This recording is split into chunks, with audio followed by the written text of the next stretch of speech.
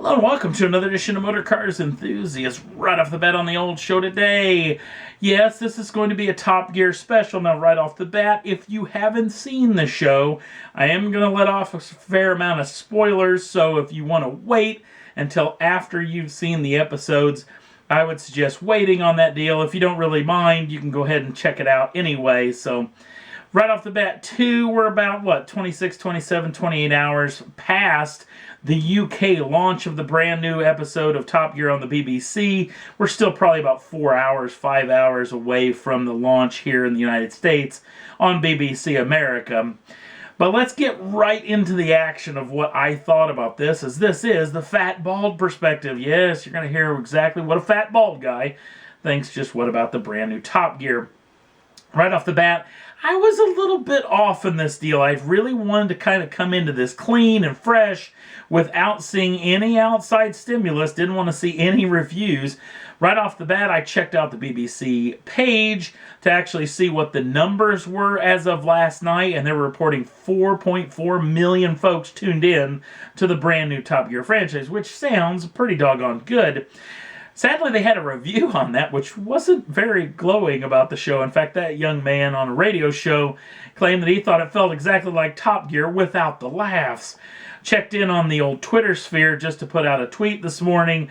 Not at all hoping to run into anything, but sadly did. Tiff Nadell actually was at the top of my feed right off the bat. Bashed Mr. Evans just a tad bit, claiming the show felt too much like the old Top Gear, and Chris Evans should have made it his own. That could be the case. He may have some inside information on this deal, but I'm wondering if this wasn't what all the infighting was going on between Chris Evans and the BBC, who or where is coming from as far as who wanted to keep it a lot like the old version of Top Gear. Right off the bat, the brand new set looked pretty good. All the old relics are gone, even though the old relics would have been a lot more entertaining to wander around and look at. The new studio is clean, it's fresh. It looks a lot like the US version of Top Gear when they had a studio. I think they only had a studio for the first 2 years, but still pretty good as nonetheless. Now, right into the first section of the show, we've got a big challenge with the new presenter for him. Obviously, all of these are new, but the new one we haven't seen a whole lot of, Sabine Schmidt, and her and Chris Evans go at it in a Corvette Z06 and a Viper ACR. It was actually filmed here in the United States at the Top Gun facility, the naval facility for fighter jet pilots. It was kind of campy, something that you felt like you've seen before on Top Gear, and it felt like that the ending was a tad bit on the forced side, or actually staged a tad bit, which has kind of been in the papers a tad bit, a little bit as well. Not to mention we get right back into the episode where we get right back to the Stig in the ACR around the test track. Made a nice lap at the test track. Felt very clean and fresh, just like old Top Gears of old.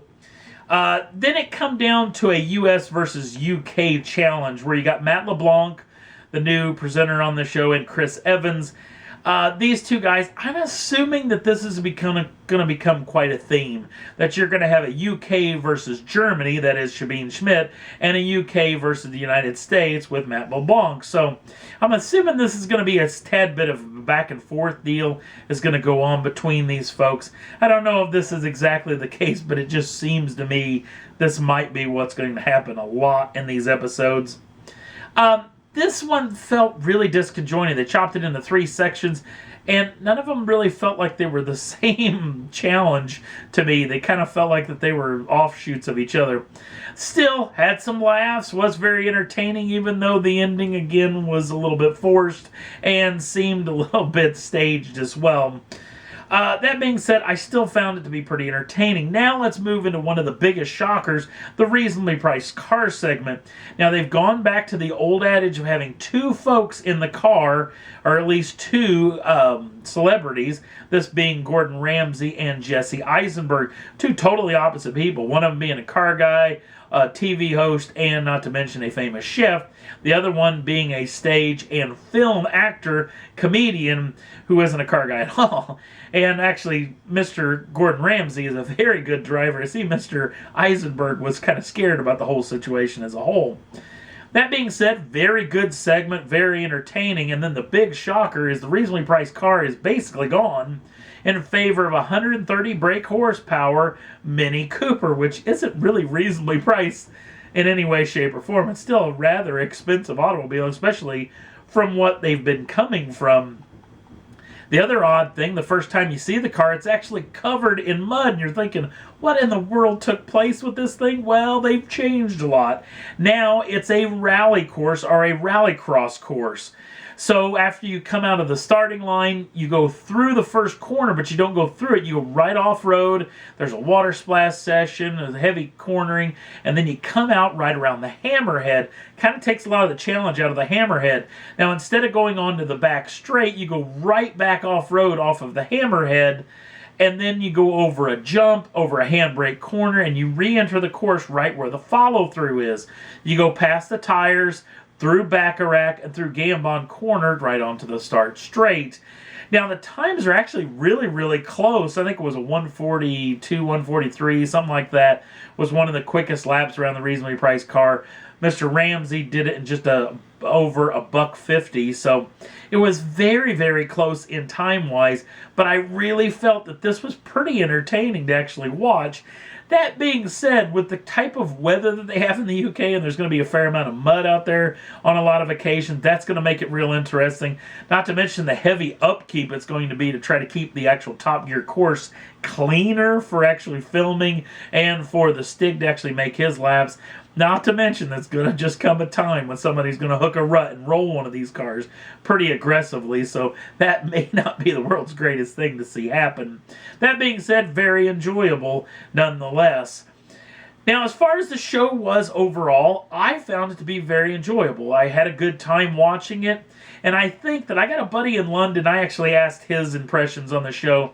I think he probably said it best. It didn't wow me, but he was kind of excited about seeing the next episode. I think he's exactly got the nail on the head, because I think exactly that's what this show was. It didn't wow me. I had a good time. Some of the laughter was forced. Some of it was genuine. But I had a very good time with the show, and am fairly looking forward to the next episode. Now let's get to what comes on afterwards, which is Extra Gear, which brings us a couple of the other folks that are involved in the franchise, that being Rory Reed and the Mr. Chris Harris. Now, this one seemed to be a little disconjointed as well, like the regular show was itself, but it's going to take some time for these two to kind of gel together, but I see some startings of being very well, and that's what I think you're going to see. I think you're going to see a very quick gelling together of this group. They seem like they kind of enjoyed each other's company, and it may be pretty entertaining. I loved Extra Gear. I thought it was very interesting, getting to see the behind-the-scenes stuff, a little bit of extra commentary, and some talk in the news, not to mention a nice little interview with a celebrity as well. So that was pretty well put together, and I felt very good episode. In fact, I felt she could have made an hour episode of the Extra Gear, and I would have been plenty happy with that as well to come after the new Top Gear franchise. So, overall, I'm kind of looking forward to the next episode. I think it's going to be pretty doggone entertaining. I think it's kind of really in good hands. I think the fact that it feels a lot like Top Gear is a good thing. That's really what the BBC, I think, kind of wants, for this thing to really feel like it did. So, I'm kind of happy with the new format and the new program, and I think the new episodes are going to do pretty well. We're going to get to see what the numbers are over the next 5 episodes or 6 episodes, however many there are left of the franchise. So we'll keep you in tune if we think any more about this particular program. And that's all there was that I thought was worth talking about for this edition of Motor Cars Enthusiasts. If you want to jump on over to the Facebook page, don't forget to like us over there. Also, if you'd like to subscribe to the channel, you can do so at any time and get the first dibs on the brand new shows as soon as they come out. Thanks for watching. We'll see you again real soon.